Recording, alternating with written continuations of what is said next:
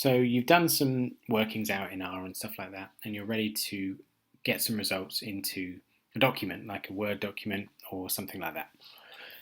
So this is how you go about it. It's a bit different in RStudio to R, and I'll show you both.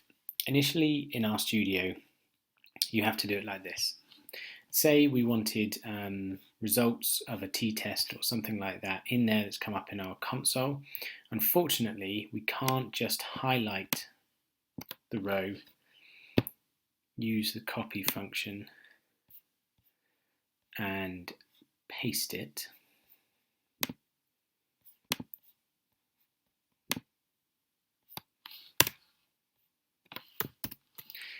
Like that on a Windows system. For some reason, it doesn't really work very well. And it might be something to do with the way that Clipboard controls it. So if you have a Mac, you're in luck, because you can literally just copy and paste from the console or the script window straight into your Word document.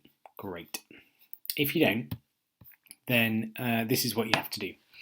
You probably get just a blank line coming up or something like that if you try it on a Windows system. It certainly doesn't work on the computers in our computer room anyway. So the way you do it is this.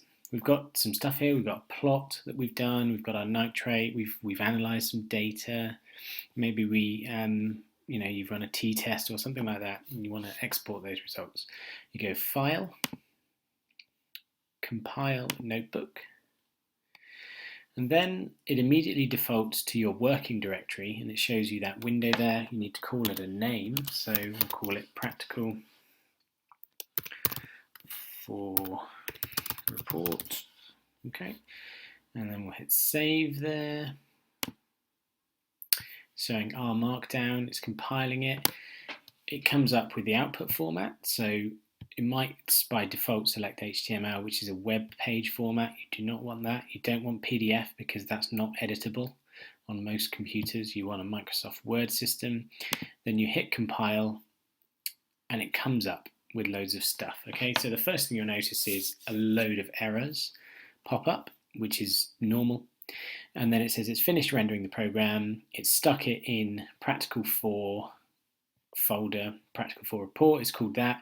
It's a docx. You can either download it or you can have a look at it on the file. So we're just going to have a look at it in there. So you can find it by going Files, and then you look in this directory, and there it is, Practical 4 Report. It's come up with a lot of errors here, just because there are some permissions and stuff and directories that it couldn't do. You will always get those errors, and if you look at this tab on the Markdown, there's more errors. Lots and lots of stuff. So it's told us that there's ordinary text without code is 33%, it's ignored bits, and that's fine. But basically we have a report here now. And I'm going to show you how you download stuff, because that's quite useful too. So say we want to now open this. We tick the box next to it, go to More, Export. Yeah, we're happy with that file name, and download it. Okay, that's been downloaded. You can either then go into downloads, or if you've got Chrome or whatever, open it up, and there it is. So this is our R report. It's got my username, when I did it, and stuff like that, and all of my command codes here. So that's fine. And then you can sort of cut and paste those ones. Cut that out of there. Put it in here. Okay. So then you've got a document that you can just transfer stuff onto. Of course, you won't always need to cut out code. I mean, I'm asking you to produce code to show that you've done the right thing, but you may just want the results when you're doing text, so your p-values and stuff like that. You'll also see that there's a box plot here, so it's included the box plot. It's a Windows just pictured document, and it's quite high resolution and stuff like that. So that's excellent.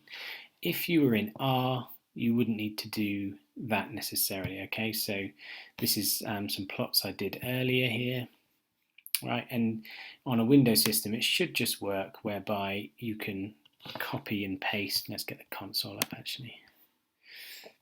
You can copy and paste bits from the actual report. With p-values and everything, copy,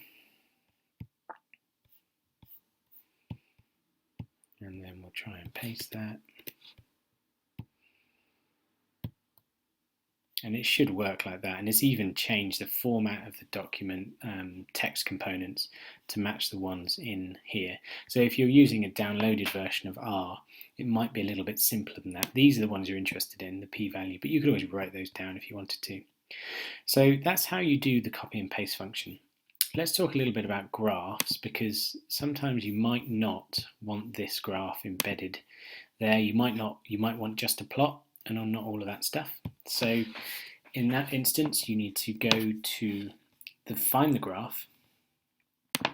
There it is, find the graph. Click on the export button. Save it as an image, again, not a PDF because that's got no real editable options on it. Save as an image, give it a name. So this would be called River Plots. Okay, and we're going to save it as a JPEG. That's quite a compressed version. If you wanted a really nice high resolution image, maybe you go for a TIFF and you change the, let's maintain the aspect ratio, but then let's change that to 800 and see what that does. It gives you a bigger one with more resolution. So I quite like that, that looks good. So then we'll go save, and it's going to save it in your working directory. So we'll go back to that. There it is. I think, no, riverplots.tiff, that's it there. It's 1.3 megabytes. And you can see that a JPEG I saved, is only 27 kilobytes. So this is a much bigger file, much higher resolution. So tick the one now we want to export, more, export, riverplots, download. And there it is, it's downloading it, it's downloaded it. And now instead it just opens as a picture image on its own. Okay, so we've got a really nice high resolution image, and that's the best way to produce good looking plots in your reports. So that's all good, and now you can basically compile your one-page report.